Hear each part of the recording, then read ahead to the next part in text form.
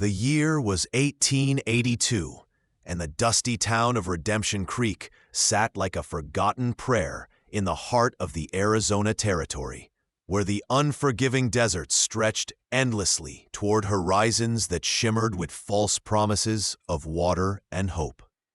It was the kind of place where broken dreams gathered dust alongside tumbleweeds, where desperate men made desperate choices, and where the harsh reality of frontier life stripped away all pretense and left only the raw truth of survival. Jake Morrison was one such man, standing on the weathered platform of the train station with his calloused hands gripping a crumpled telegram that had arrived 3 days prior, the paper soft from repeated handling and damp with the sweat of his nervous palms. The message was simple, brutal in its honesty. Bride available, $20, no questions asked. Train arrives Thursday noon. Arrangements made through Widow Henderson's matrimonial service. Payment expected upon delivery. Jake had stared at those words until they burned into his memory, like a brand, until the shame of his desperation felt heavier than the silver coins weighing down his vest pocket, until he had memorized every curve of every letter and could recite the message in his sleep. At 32 years old, he had built a modest but thriving ranch on the outskirts of town, carved a life from the unforgiving desert with nothing but determination, backbreaking labor, and the kind of stubborn persistence that had driven his family westward from Tennessee after the war. His spread covered nearly 300 acres of decent grazing land, with a reliable water source and enough shelter to protect his growing herd of cattle through the brutal desert winters. But success meant nothing when you had no one to share it with, and the loneliness had become a living thing that gnawed at him during the long winter nights, whispering cruel truths about his future and the empty house that echoed with the sound of his solitary footsteps. He needed a wife, someone to share the burden of frontier life, someone to fill the silence that had become his only companion, someone to help him build something meaningful that would outlast his own mortality. The sound of the approaching train cut through his thoughts like a blade through leather, the rhythmic chuffing of the steam engine growing louder as the iron beast rounded the bend and came into view. Black smoke billowed against the cloudless sky as the locomotive groaned to a halt with a tremendous hiss of steam and the screech of metal brakes against metal wheels, its whistle echoing off the surrounding mesas and sending a flock of ravens into panicked flight. Jake's heart hammered against his ribs like a caged animal as passengers began to disembark, his eyes scanning each face with growing anxiety and a sick feeling in the pit of his stomach that told him he was making the biggest mistake of his life. Then he saw her, and his breath caught in his throat for all the wrong reasons, his carefully constructed hopes crumbling like a house of cards in a desert windstorm. She was small, barely reaching his shoulder even with her worn boots, her entire form hidden beneath layers of tattered fabric that had seen better decades and looked as though they had been salvaged from a rag picker's cart. Dirt caked her face so thoroughly that her features were nearly indistinguishable, creating a mask of grime that obscured everything except her eyes, which darted nervously from side to side like those of a cornered animal. Her hair hung in greasy tangles beneath a bonnet that had lost its original color to time, weather, and neglect, and she clutched a carpet bag that looked ready to fall apart at the seams, its leather cracked and its brass fittings green with age. She moved with the careful, measured steps of someone who had learned to make herself as small and invisible as possible. Her shoulders hunched, as if she were trying to disappear into herself, to become nothing more than another piece of discarded debris blown by the desert wind. This was his bride, this broken creature who looked more like a beggar than a woman, more like a refugee from some unnamed disaster than the partner he had hoped would help him build a future. Jake felt his stomach twist with a mixture of disappointment, revulsion, and something that might have been pity, though he tried to push that last emotion away because he knew it was neither fair nor helpful. Before we continue with Jake's story and discover the incredible transformation that awaits, I want to ask you to subscribe to our channel and let us know what city you're watching from. Your support means everything to us, and we love connecting with our audience from around the world. Now, let's return to that fateful day in Redemption Creek and see how this unlikely meeting will change both their lives forever. The woman approached him with hesitant steps, each footfall deliberate and careful, as if she were walking across thin ice that might crack and send her plummeting into an abyss of rejection and abandonment. Her eyes remained downcast, never meeting his gaze, and Jake noticed that her hands trembled slightly as she clutched the handle of her battered carpet bag. When she finally spoke, her voice was barely above a whisper, rough from disuse, and what sounded like years of crying, years of swallowing words that might have brought her comfort or connection. "Are you Jake Morrison?" she asked, and he noticed the slight tremor in her words, the way she seemed to brace herself for rejection, for the possibility that he might take one look at her and decide that $20 was too high a price for what stood before him. Her accent carried traces of education and refinement that seemed at odds with her current appearance, hints of a past that included proper schooling and social graces that had somehow survived whatever catastrophe had brought her to this desperate point. "I am," he replied, his own voice coming out harsher than he intended, roughened by surprise and disappointment, and the sudden realization that his carefully laid plans for the future might need serious revision.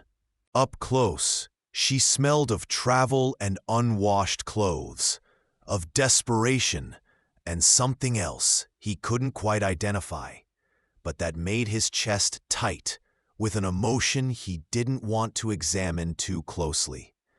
Fear, perhaps, or shame so deep it had become part of her very essence, woven into the fabric of her being, like a stain that could never be completely removed.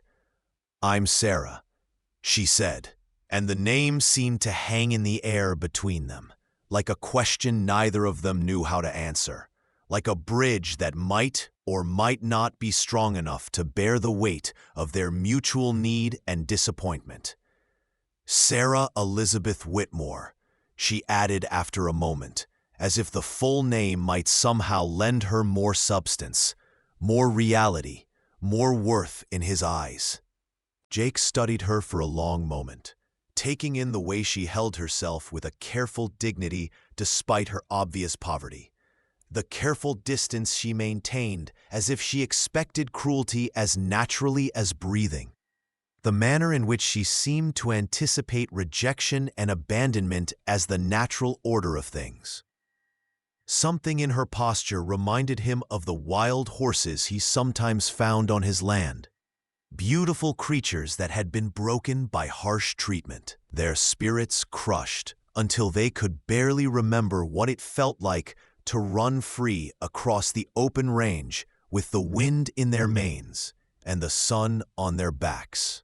There was a quality to her stillness that spoke of someone who had learned to endure, to survive by making herself small and unobtrusive, by expecting nothing and being grateful for whatever scraps of kindness might come her way.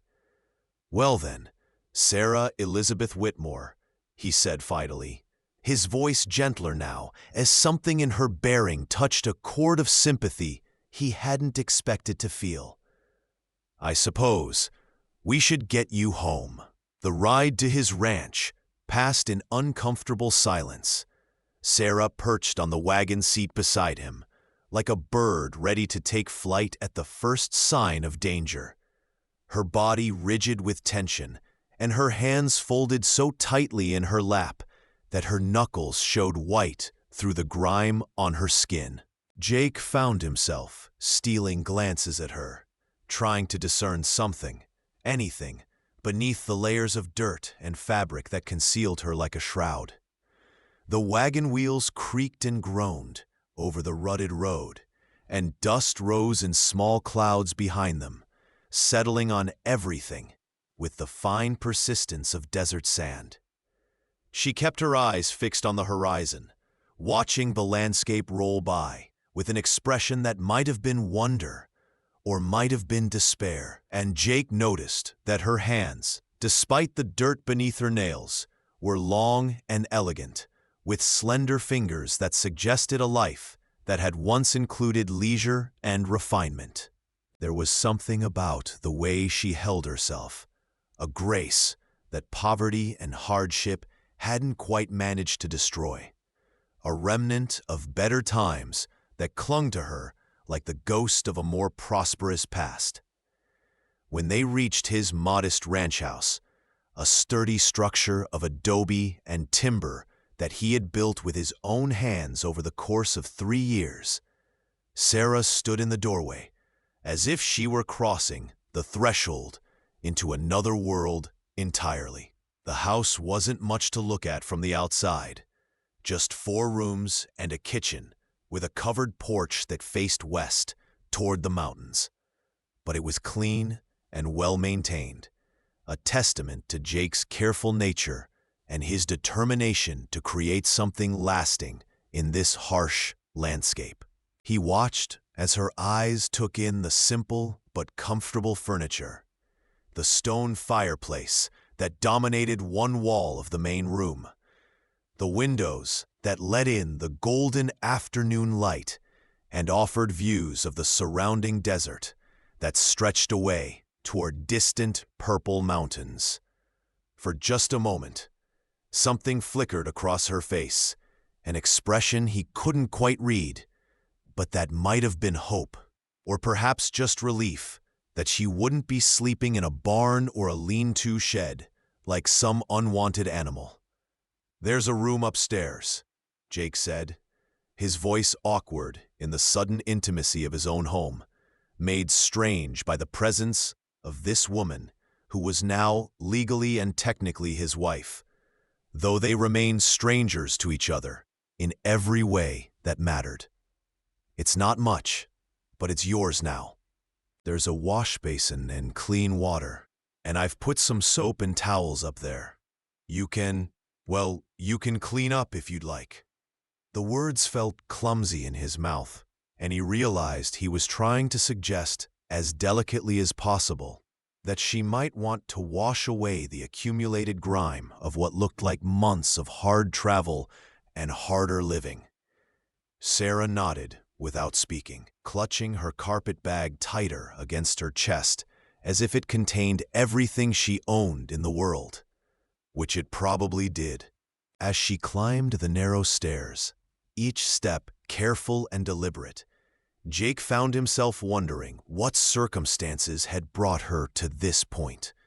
What series of misfortunes and disasters had led her to answer an advertisement for a mail-order bride placed by a stranger in a newspaper she had probably never heard of before? Desperation drove her to scan the matrimonial columns. He had his own reasons for placing that advertisement, his own catalog of failures and disappointments, his own desperate need for companionship and partnership in this isolated place. But looking at her now, watching the way she moved through his house like a ghost afraid of disturbing the living, he realized that whatever had driven her to this desperate measure was probably far worse than anything he had endured. The sound of her footsteps overhead was soft and careful, and he could hear the creak of floorboards as she moved around the small room. The splash of water in the basin, the rustle of fabric as she presumably changed clothes or attempted to make herself more presentable. Jake busied himself in the kitchen, preparing coffee and trying not to think about the woman upstairs, trying not to wonder what she looked like beneath all that dirt and those shapeless clothes, trying not to feel disappointed by the reality of what his $20 had purchased.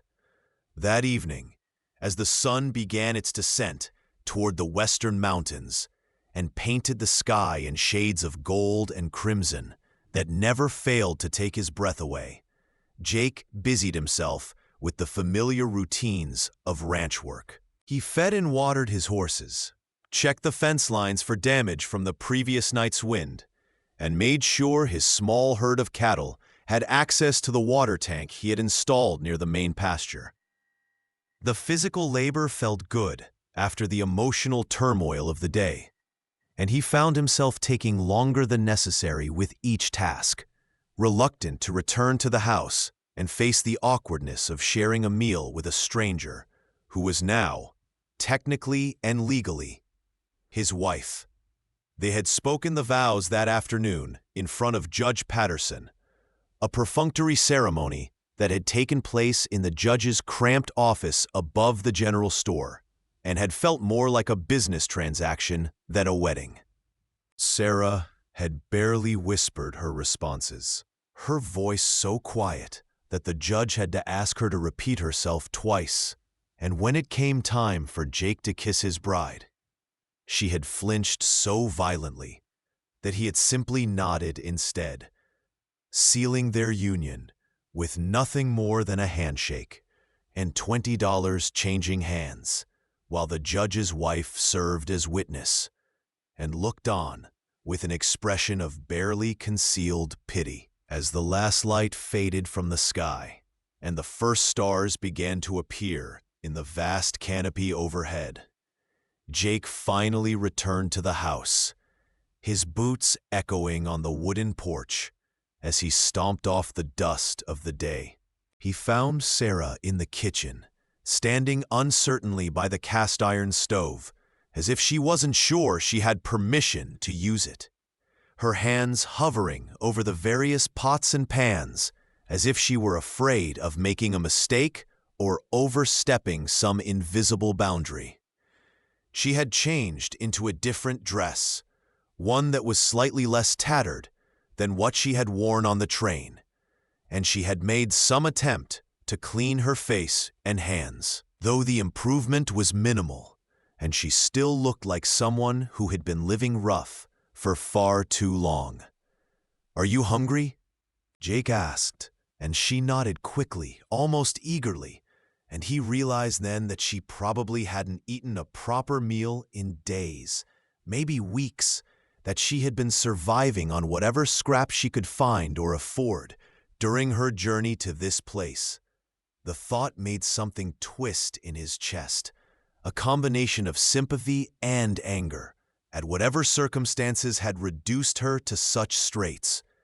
As he prepared a simple but substantial supper of beans and salt pork, cornbread and coffee, he found himself stealing glances at her again, trying to understand the woman he had married, trying to piece together the story of how someone who spoke with such refined accents and moved with such careful grace had ended up answering his desperate advertisement. She moved carefully around the kitchen, as if she were afraid of breaking something or taking up too much space, and when he set a plate in front of her, she looked at it with an expression of such profound gratitude that it made his chest tight with an emotion he couldn't name.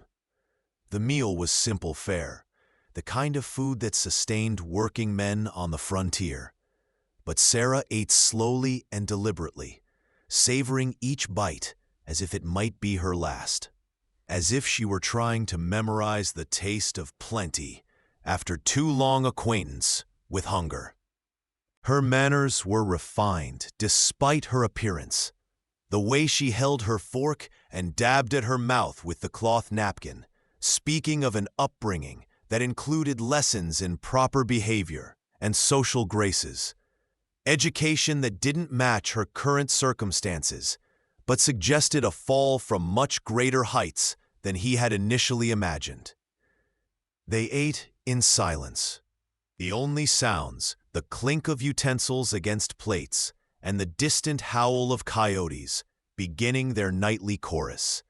A wild sound that seemed to emphasize the isolation of the ranch and the vast emptiness of the desert that surrounded them. Jake noticed that Sarah glanced toward the windows whenever the coyotes called, not with fear, but with something that might have been longing, as if she understood what it meant to be alone in the wilderness and found some kinship with those wild voices.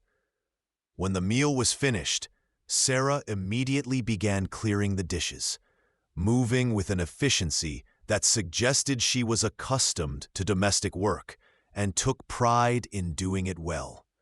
Jake watched her, noting the way she handled his simple crockery with the same care she might have shown fine china, the way she organized the washing and cleaning with the systematic approach of someone who had been well-trained in household management. "You don't have to do that," he said, but she shook her head firmly, the first real sign of determination he had seen from her since her arrival.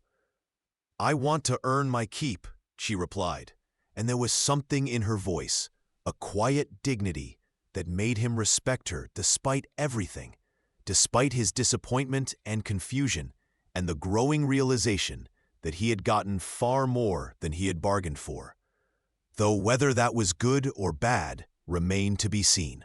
"This is your home now, too," Jake said carefully, choosing his words with the same precision he might use when approaching a skittish horse. "You don't have to earn anything. You're my wife now, and that means you belong here." Sarah paused in her washing, her hands still in the soapy water, and for a moment he thought she might cry, thought the careful control she had maintained all day might finally crack and reveal whatever pain she had been carrying. Instead, she simply nodded and continued with her task, but he saw her shoulders relax slightly, saw some of the tension leave her posture, as if his words had lifted a weight she hadn't even realized she was carrying.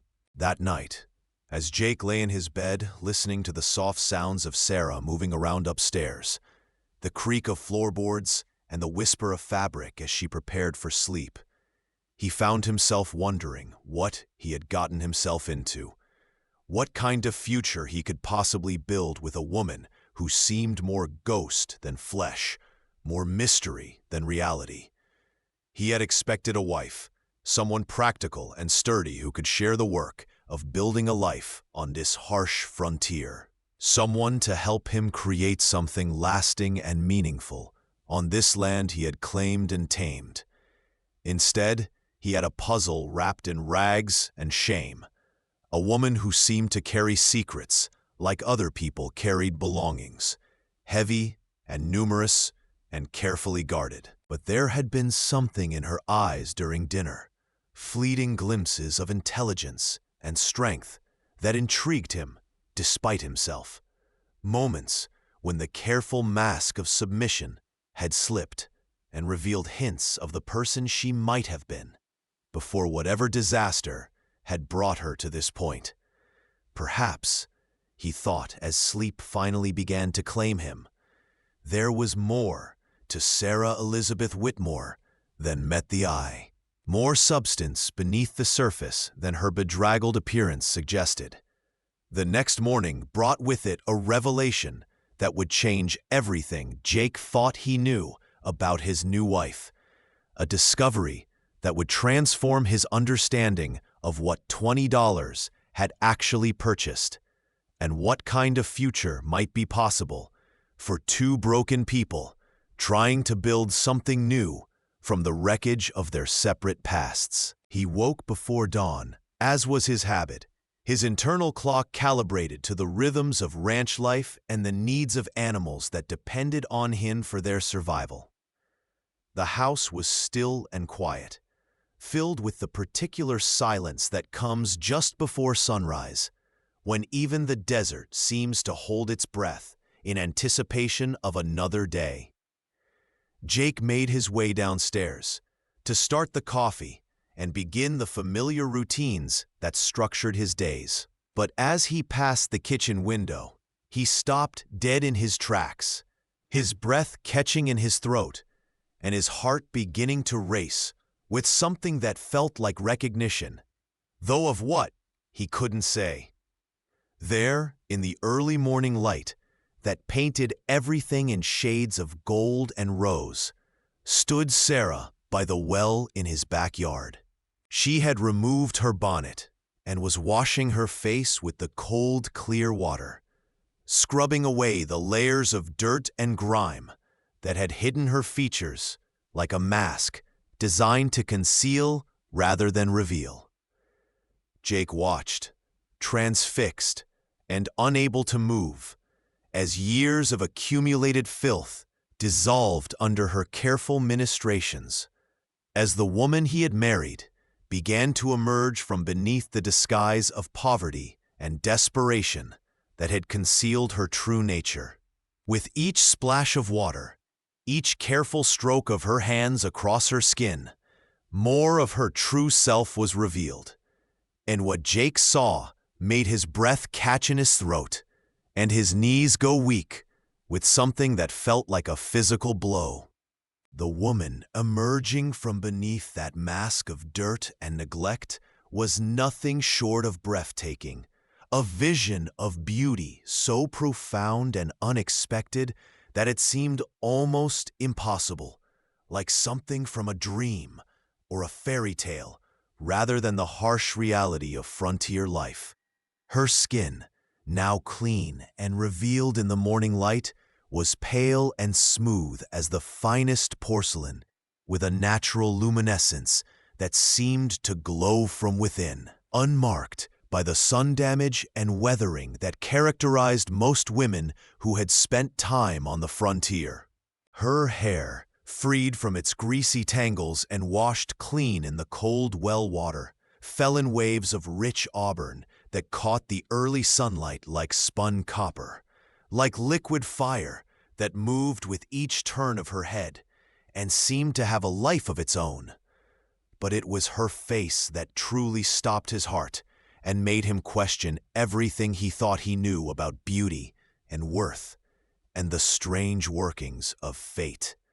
High cheekbones, framed eyes the color of emeralds, deep green pools that held depths of intelligence and pain and strength that spoke of a life far more complex and interesting than he had imagined possible. Her nose was straight and elegant, perfectly proportioned to her other features, and her lips, no longer hidden beneath grime and neglect, were full and naturally pink, curved in a way that suggested both sensuality and refinement, when she smiled slightly at her reflection in the water bucket, testing the transformation she had wrought.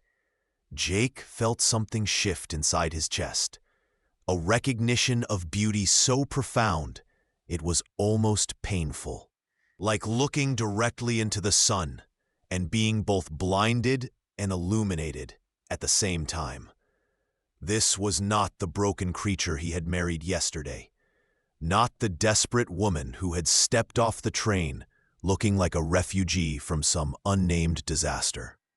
This was a woman of extraordinary beauty and obvious refinement, someone who belonged in drawing rooms and ballrooms, someone who should have been surrounded by suitors and admirers rather than standing alone by a well in the middle of the Arizona desert, washing away the evidence of whatever catastrophe had brought her to this point.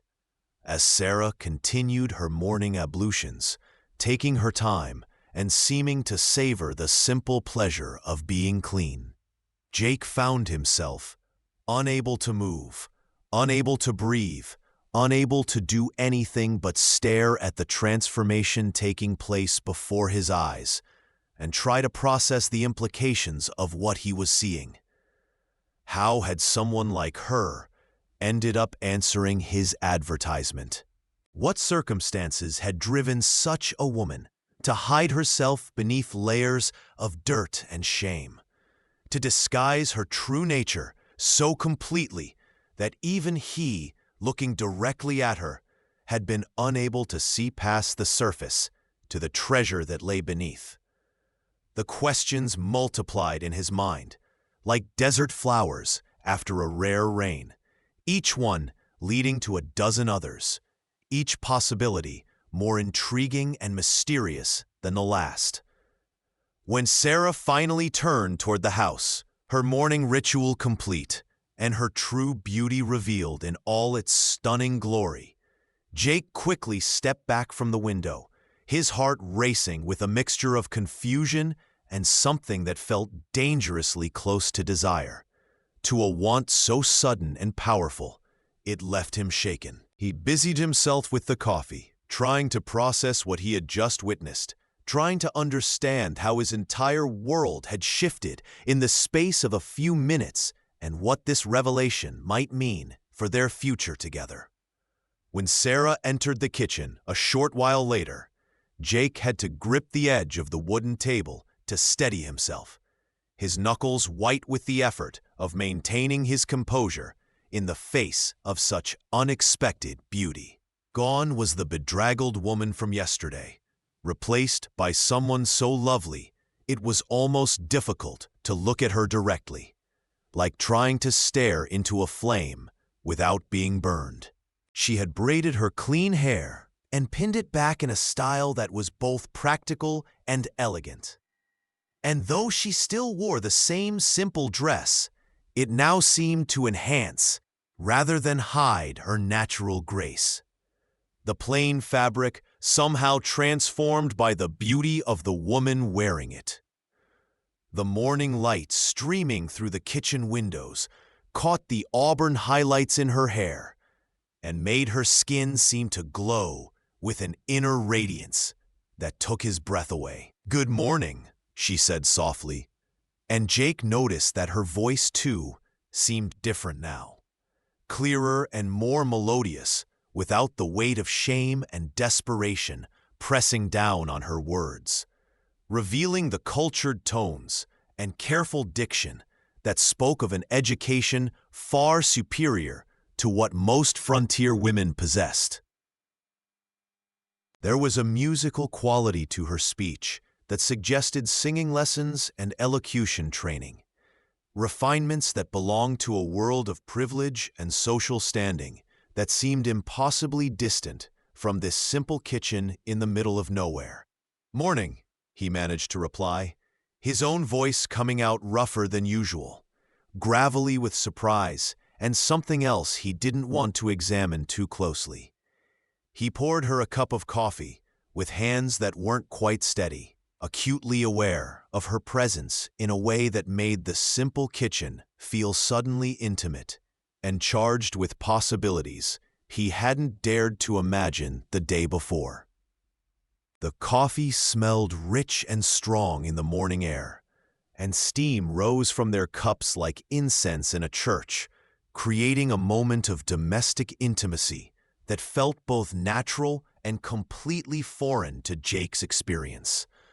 As they sat across from each other at his simple wooden table, Jake found himself studying Sarah's face in the clear morning light, marveling at the delicate bone structure that had been hidden beneath dirt and grime. The way her eyes seemed to change color depending on the angle of the light, shifting from deep emerald to lighter jade and back again. She sipped her coffee with obvious pleasure, closing her eyes briefly as if savoring not just the taste, but the simple luxury of having something hot and good to drink, something that spoke of comfort and security rather than mere survival. "This is very good," she said, and there was genuine gratitude in her voice, as if a simple cup of coffee was a gift beyond price.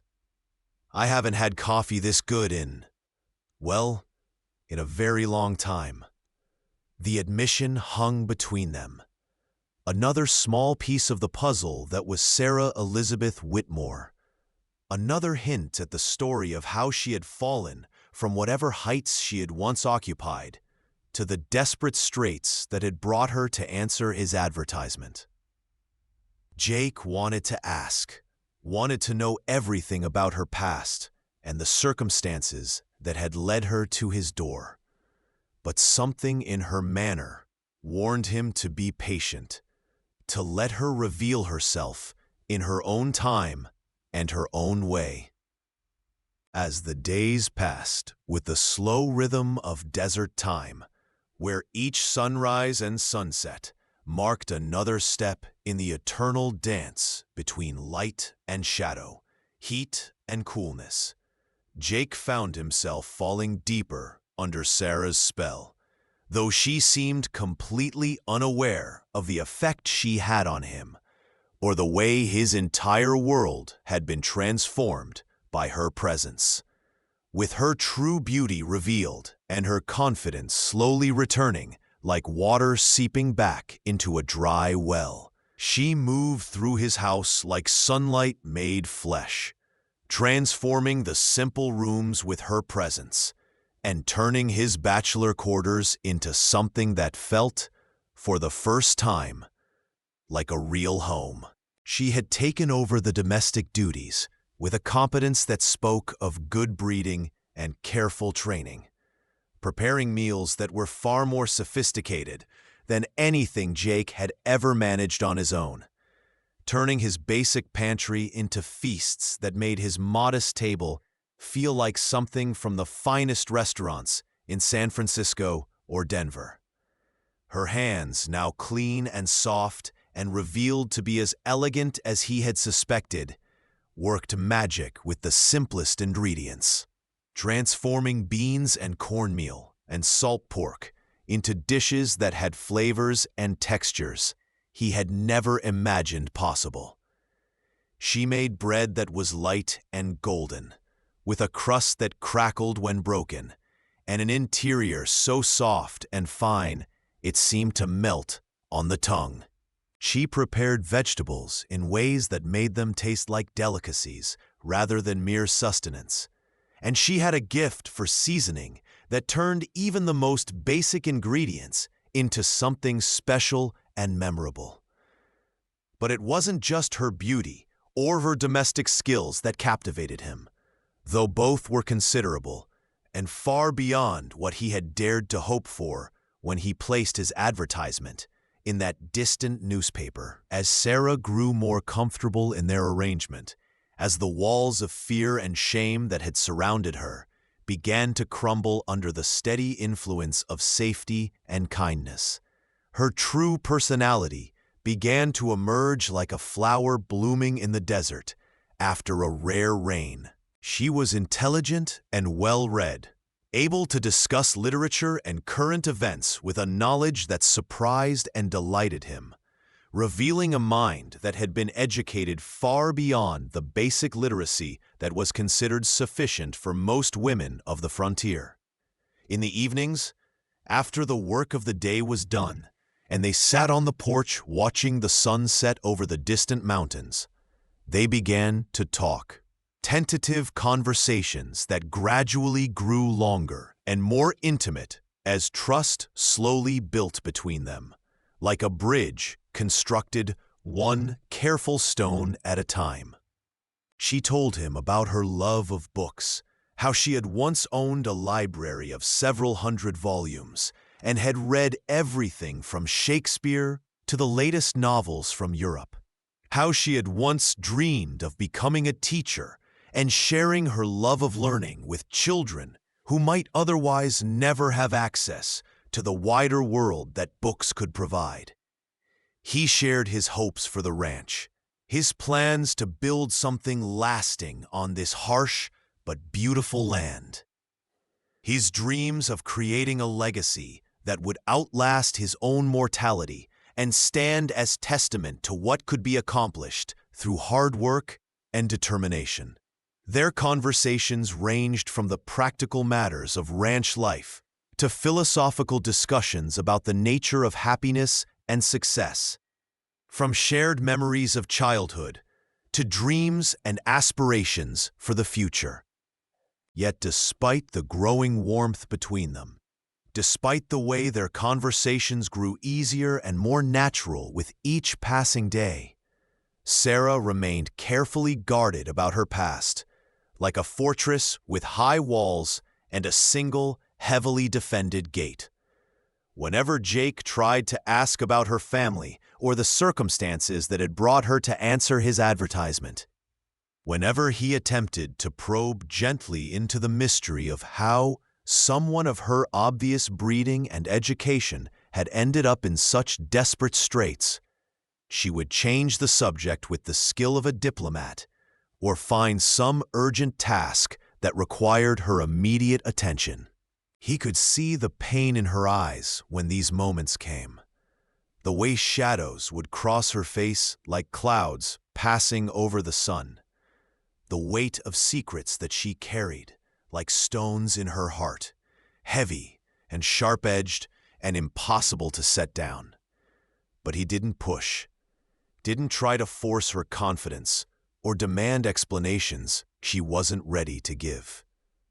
Whatever had brought her to him, whatever disasters and disappointments had driven her to this point, he was grateful for them, even if he didn't understand them, grateful for the strange workings of fate that had delivered such an unexpected treasure to his door. He had learned patience in his years on the frontier, learned that some things couldn't be rushed or forced, that trust was like water in the desert, precious and rare and not to be wasted through careless handling. One evening, as they sat on the porch, watching the sunset paint the desert in shades of gold and crimson and deep purple, the air still warm from the day's heat, but beginning to cool with the promise of night, Sarah finally began to open up, her voice soft and hesitant, as if she were testing the words before speaking them aloud. The desert stretched away from them in all directions, vast and empty and beautiful in its harsh simplicity. And somewhere in the distance, a coyote called, its voice wild and lonely, and somehow appropriate to the moment. "I wasn't always like this," she said quietly, her hands folded carefully in her lap, her eyes fixed on the horizon, where the last light was fading from the sky. "I mean, I wasn't always desperate. I wasn't always someone who would answer an advertisement from a stranger and travel across the country to marry a man I had never met." Jake waited, sensing that this was important, that she was finally ready to share the burden she had been carrying alone, the weight of whatever tragedy had brought her to this point. He could feel the tension in her, the way she held herself as if she were preparing to jump from a great height, and he wanted to reach out and take her hand, to offer some physical comfort and reassurance. But he sensed that any movement might break the spell and send her retreating back into silence. "My father was a banker in St. Louis," she continued, her voice barely above a whisper, as if speaking too loudly might somehow make the memories more real and painful than they already were. "Charles Whitmore of Whitmore and Associates. We had a good life, a beautiful home on the best street in the city, everything a young woman could want or need, servants and carriages, fine clothes and jewelry, invitations to all the best parties and social events. I was educated by private tutors and finished at Miss Pemberton's Academy for Young Ladies, where I learned French and music and all the accomplishments that were considered necessary for a woman of my station." She paused, and Jake could see the pain flickering across her features, like shadows from a dying fire, the way her hands tightened in her lap, as if she were trying to hold on to something that was slipping away. I was engaged to be married to a man from a good family, someone my parents approved of and society considered an excellent match. Richard Ashford, heir to a shipping fortune, handsome and charming, and everything a young woman was supposed to want in a husband. The wedding was planned for the spring of 1880, and I thought I had everything figured out, that my life was set on a course that would bring me happiness and security and all the things I had been raised to expect. The bitterness in her voice was like acid, eating away at the careful composure she had maintained. And Jake felt his heart clench with sympathy for whatever was coming next. But then my father made some bad investments, trusted the wrong people with money that wasn't entirely his to risk. There was a scandal, accusations of embezzlement and fraud, though I still believe my father was more foolish than criminal. We lost everything overnight, not just our money, but our reputation, our standing in society, our very identity as respectable people. The house was sold to pay debts, the servants dismissed, the carriages and jewelry and fine clothes all gone to satisfy creditors who had once been friends and business associates. Sarah's voice grew harder now, edged with a pain that had been refined by time into something sharp and cutting.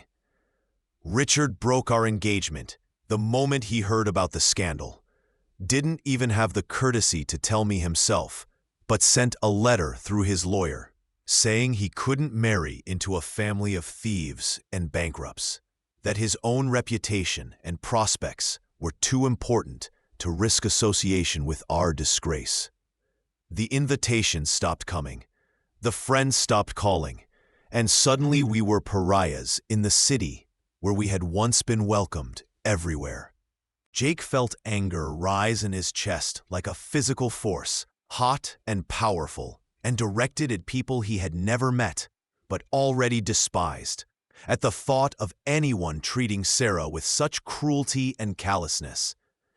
But he kept his voice gentle, sensing that she needed to tell this story, needed to finally give voice to the pain she had been carrying alone. "What happened then?" he asked softly. "My parents died within a year," Sarah said, and now tears were flowing freely down her cheeks, catching the last light of the sunset and making tracks through the dust that still seemed to cling to her, despite her daily washing. "My mother, from shame and heartbreak, unable to bear the weight of our fall from grace, and my father from drink and despair, drowning himself in whiskey because he couldn't face what his mistakes had cost his family. I was left with nothing, no family, no money, no prospects, no friends willing to acknowledge they had ever known me. I tried to find work, but word of our disgrace had spread throughout the city like wildfire. No respectable family would hire me, not even as a governess or companion, and the other kind of work." She shuddered, unable to finish the sentence, but Jake understood what she meant and felt his anger burn even hotter at the thought of what she might have been forced to consider. "I lived on the streets for months," Sarah continued, her voice growing stronger now, as if the telling was somehow liberating, as if sharing the burden was making it lighter. "I sold what few possessions I had managed to save, lived in boarding houses and cheap hotels until even those became too expensive. I disguised myself, hid my face, and changed my manner of dress so that no one would recognize me, so that I could disappear entirely from the world that had rejected me. I thought if I could just become someone else entirely, if I could shed my old identity like a snake sheds its skin, maybe I could start over somewhere else. Maybe I could find a place where the name Whitmore meant nothing, and I could build a new life from nothing. She looked at him then, really looked at him for the first time since she had begun her story, and Jake saw in her eyes a mixture of shame and defiance, pain and hope, vulnerability and strength that took his breath away. "That's when I saw your advertisement," she said. "In a newspaper someone had left behind in a train station where I was trying to stay warm. Honest rancher seeks wife for frontier life. Must be willing to work hard and build something lasting. No questions asked about past." Those last words, they were like a lifeline thrown to someone drowning. The promise that I could start over, that someone might want me without knowing or caring about what I had been before. Jake reached out then and took her hand, feeling the delicate bones beneath her soft skin, the slight tremor that spoke of vulnerability and trust. "You don't have to hide anymore," he said, and meant it with every fiber of his being, with every beat of his heart and every breath in his lungs. "You're safe here. You're home. You're wanted and valued and cherished, not for what you were or what you lost, but for who you are right now in this moment, sitting here with me." Sarah looked at him with wonder, as if she couldn't quite believe what she was hearing, as if the concept of being wanted for herself rather than her family's money or social position was foreign and almost impossible to accept. "Do you mean that?" she asked, her voice small and uncertain. "Even knowing what I am, what I've done, the shame I've brought on myself and anyone associated with me?" "You're my wife," Jake said simply, the words carrying a weight and certainty that surprised even him. "And you're the most beautiful, intelligent, wonderful woman I've ever known. Whatever happened before doesn't matter. Not to me, not to us, not to the life we're going to build together. What matters is what we create from this moment forward, what we build together with our own hands and hearts and determination." As the stars began to appear in the darkening sky, brilliant points of light in the vast canopy overhead, Sarah leaned against Jake's shoulder, and he felt the last of her walls crumble, felt the final barriers between them dissolve like morning mist before the desert sun. They sat in comfortable silence, two broken people who had found in each other the possibility of healing, the promise of a love that could overcome any shame or sorrow the past might hold, the hope of a future that would be theirs to create and shape according to their own dreams and desires.